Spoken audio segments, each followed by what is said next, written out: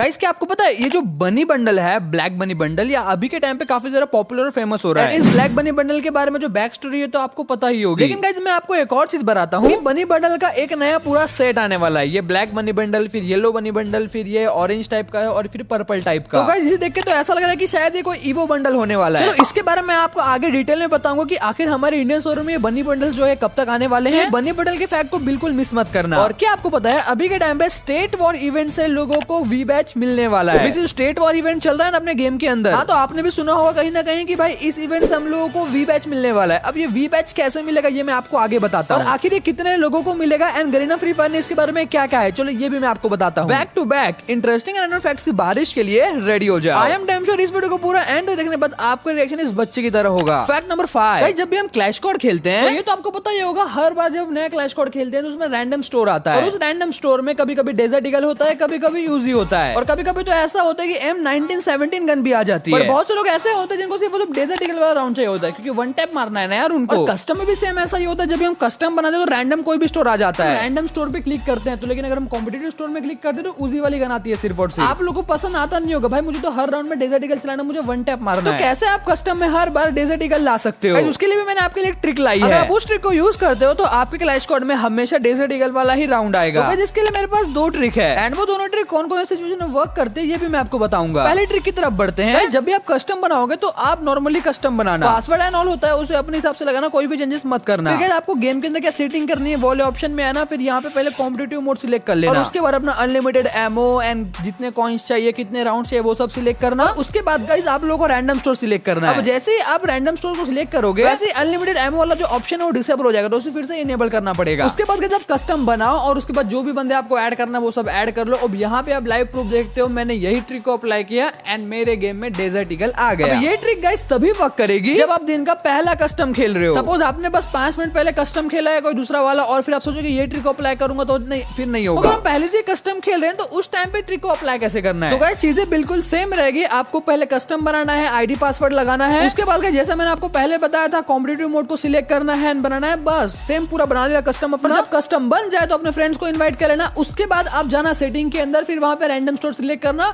और जो डिसेबल हुआ होगा अनलिमिटेड एमो वाला उसे फिर से इनेबल कर लेना। अब जब आप इस चीज को ट्राई करोगे तो फिर से आपके गेम में डेजर्ट ईगल आ जाएगा। गाइस ये ट्रिक 95% वर्किंग है। सपोज हम लोगों ने एक गेम खेल लिया, वही कस्टम में बैठे बैठे हम लोग दूसरा कस्टम स्टार्ट कर देंगे, तो याद रखना गाइस उस टाइम पे ट्रिक वर्क नहीं करेगी। आपको पहले कस्टम पूरा बैक करना पड़ेगा, कस्टम क्लोज करना पड़ेगा, एक बार ट्रेनिंग ग्राउंड में जाना पड़ेगा, फिर उसके बाद फिर से पहली वाली ट्रिक जो बताया था वो आपको ट्राई करनी पड़ेगी। तो गाइस कुछ इस तरीके से आप हर क्लैश कोड कस्टम गेम में हमेशा डेजर्ट ईगल को ला सकते हो। फैक्ट नंबर 4, हमने क्लैश कोड की बात कर ही ली है तो चलो क्लैश कोड के एक बहुत ही अमेजिंग फैक्ट के बारे में बात करते हैं, और ये फैक्ट आपके क्लैश कोड के गेम प्ले के ऊपर है। बहुत से अलग अलग सिचुएशन में आपको मैं एक्सप्लेन करूंगा। तो सिचुएशन 1 आता है कि आपके 0 पॉइंट है, सामने वाले एनिमी है उनके 3 पॉइंट हो चुके हैं। फिर उसके बाद जो चौथा राउंड होता है उसमें आप कैसे भी करके एक राउंड जीत जाते हो, तो वहां पे स्कोर हो जाएगा 1-3। तो उस टाइम के आपके जो जीतने के चांसेस है वो 75% हो जाते हैं। सिचुएशन 2 आता है कि आपका स्कोर 1-0 है, मतलब आपका स्कोर 1 है, सामने वाले बंदों का 0 है। अगले राउंड में जो आपका एनिमी है वो जीत जाता है, फिर उसके बाद आपका स्कोर होता है 1-1। तो उस टाइम के आपके जो चांसेस होते हैं हारने के वो 80% हो जाते हैं। अभी जो फैक्ट है ना साइकोलॉजिकल फैक्ट है, तो साइकोलॉजिकल फैक्ट हमेशा सच नहीं होते हैं, कभी गलत होते हैं, कभी सही होते हैं। ये परसेंटेज पे डिपेंड करता है जो मैं आपको बता रहा हूं। मैच अगर 1-0 हो जाता है तो उस टाइम पे आपको जो गेम है सेकंड राउंड उसे होल्ड करके खेलना है। सेकंड राउंड में नुबड़ों की तरह रश नहीं करना है, क्योंकि क्या होता है ना गाइस, जब हम एक राउंड जीते तो हमारे अंदर कॉन्फिडेंस आ जाता है। अगर मैच का स्कोर हो गया 0-2 तो गाइस उस टाइम पे 68% चांसेस होते हैं कि सामने वाला जो एनिमी है वहां पे रश करने वाले हैं, क्योंकि उनके अंदर बहुत ज्यादा कॉन्फिडेंस आ जाता है जीतने का। और अगर स्कोर 0-3 हो जाता है तो सामने वाले बंदे के चांसेस है रश करने के 87%। तो आपको सिचुएशन के हिसाब से रश नहीं करना है, होल्ड करके खेलना है। अगर आप गलती करोगे तो क्लैश कोड में आप हार जाओगे, फिर आप कभी भी रीजन मास्टर ग्रैंड मास्टर नहीं कर पाओगे। जो मैं आपको फैक्ट्स बता रहा हूँ ना, मैंने खुद ऑब्जर्व किया है कि रीजनल के जो प्लेयर्स होते हैं सेम यही फैक्ट्स को कवर करते हैं, तभी तो यार वो ग्रैंड मास्टर रीजन में है एंड उनके 700, 800, 900 स्टार्स है। जब सामने वाले बंदे रश करने वाले होते हैं आपको पता चल जाता है इन फैक्ट्स की मदद से। तो ऐसा कोई जगह पे छुपना है जहाँ पे आपको लगता है कि सामने वाला एनिमी यहाँ से रश करेगा,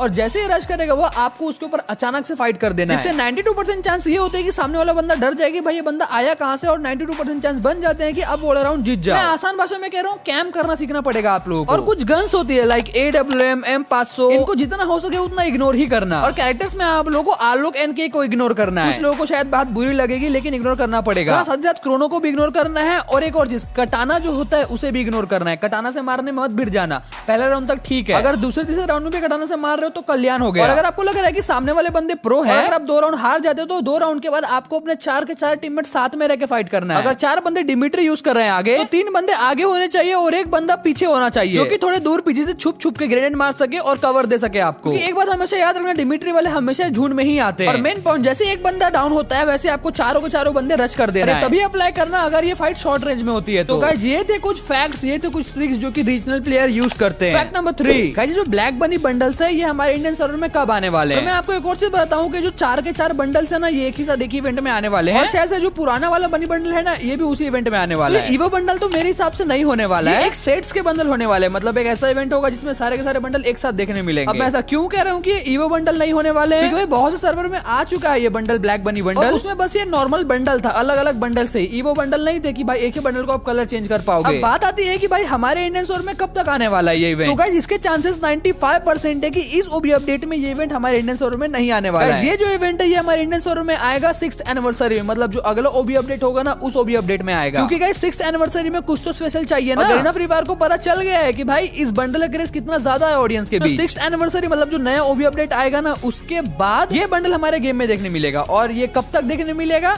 शायद से ओबी अपडेट आएगा उसके 20 दिन बाद देखने मिलेगा। और इसके चांसेस 95% है। फैक्ट नंबर 2, गेम के ग्लिचेस। अब गाइस ये वाला ग्लिच देखो, मेरे बैग के अंदर मेरे को गन ही नहीं दिख रही है, गन कहाँ है। और जब मैं गेम खेल रहा था, किसी बंदे ने मुझे बुकिंग रिक्वेस्ट भेजा, तो उसका नाम भी नहीं दिख रहा है कि भाई वो बुकिंग रिक्वेस्ट भेजा किसने। तो गेम डेवलपर ऐसी क्या गलती करते हैं जिस वजह से हमारे गेम में ऐसे नए नए ग्लिचेस आ जाते हैं। इसके पीछे का आंसर बहुत ज्यादा सिंपल होता है। मैं आपको एक गेम डेवलपर के पर्सपेक्टिव से बताता हूँ कि प्रॉब्लम कहाँ से शुरू होती है। जब भी ओबी अपडेट आता है ना, तो उस टाइम पे गेम हमारा बिल्कुल फिक्स होता है कि कोई कुछ चीजें ऐसी होती है जो कि पहले से ही परफेक्टली बैलेंस्ड होती है। गेम डेवलपर क्या करते हैं, उसमें छेड़छाड़ करते हैं। कोई चीज सामने है तो पीछे ला देते हैं, जो पीछे उसे सामने ला देते हैं, ऊपर नीचे आगे पीछे करने लगते हैं। किसी का स्किल चेंज कर दिया, किसी में कुछ कर दिया, किसी की पावर बढ़ा दी, किसी की पावर कम कर दी। उस टाइम पे इवेंट्स वगैरह मैनेज करने होते हैं। सबसे बड़ा प्रॉब्लम पिंग इशू को भी सॉल्व करना होता है। इसी के चलते ना हम लोग प्रॉब्लम को सॉल्व तो कर लेते हैं सामने वाले, लेकिन पीछे कौन सी प्रॉब्लम होगा ये हमें पता नहीं चलता। अगर आप मेरे से ये क्वेश्चन पूछोगे ना, क्या गेम में कभी ग्लिच सॉल्व नहीं हो सकते, तो इसका आंसर होगा नहीं। क्योंकि हम नए ग्लिच को सॉल्व करेंगे तो पुराने जो ग्लिच होते हैं वो आ जाते हैं।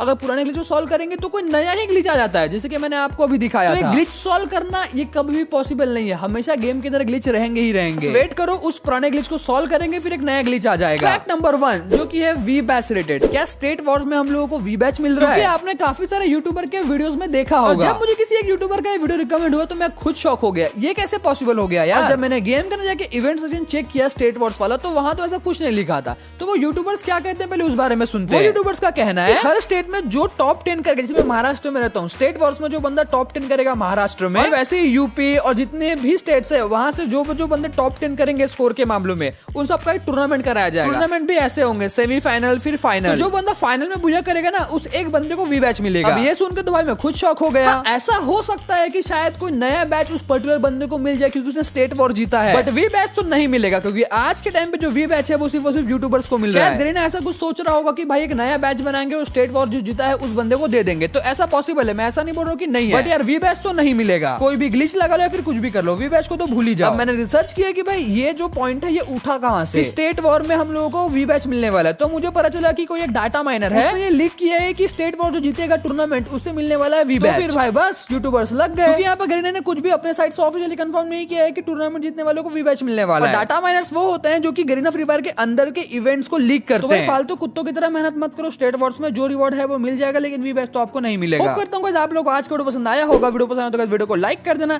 चैनल पे न हो तो GW चैनल को सब्सक्राइब करना मत भूलना। मिलते हैं नेक्स्ट वीडियो में, तब तक के लिए bye bye guys, peace out, thanks for watching.